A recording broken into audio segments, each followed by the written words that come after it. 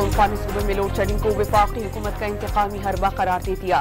PDM सरकार पर वादा खिलाफी का इल्जाम, वफाक से जवाब मांगने का ऐलान। वफाक से वाजिबात मांगने से कबल अपने वाजिबात पर नजर डालें। खैबर पख्तूनख्वा में MPS की क़यादत में ग्रिड स्टेशन पर हमले किए जा रहे हैं। वज़ीर इत्तलात पंजाब आसमा बुखारी का अली अमीन गंडापुर पर वार।